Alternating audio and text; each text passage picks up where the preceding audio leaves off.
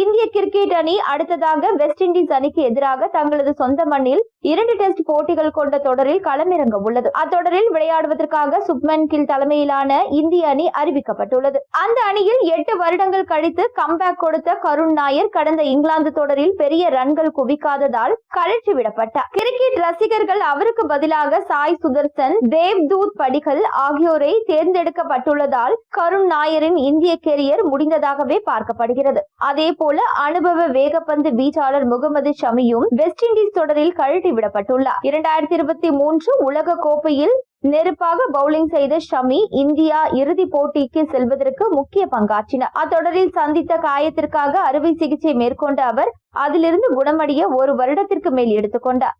அதனால் கடந்த ஆஸ்திரேலிய தொடரில் விளையாடாத ஷமி 2025 சாம்பியன்ஸ் டிராபி தொடரில் விளையாடி இந்தியாவின் வெற்றியில் பங்காற்றினார். இருப்பினும் அடுத்து நடைபெற்ற இங்கிலாந்து தொடரில் முகமது ஷமி ஸ்பீடாக இல்லை என்று சொல்லி தேர்வுக்குழு கழட்டிவிட்டது. தற்பொழுது சொந்த மண்ணில் நடைபெறும் வெஸ்ட் இண்டீஸுக்கு எதிரான தொடரிலும் கழட்டிவிடப்பட்டுள்ளதால் கருண் நாயர் போல ஷமியின் கேரியரும் முடிவடைகிறதா என்ற கேள்வி இந்திய அணியில் மிடில் ஆர்டரில் சிறப்பாக விளையாடக்கூடியவரும் அனுபவ வீரருமான ஸ்ரேயஸ் ஐயர் இருந்தால் இந்திய அணியின் பேட்டிங் வரிசை பலப்படும். ஆனால் அவரை தவிர்த்து மற்ற வீரர்களுக்கு வாய்ப்பு வழங்கப்பட்டு வருகிறது.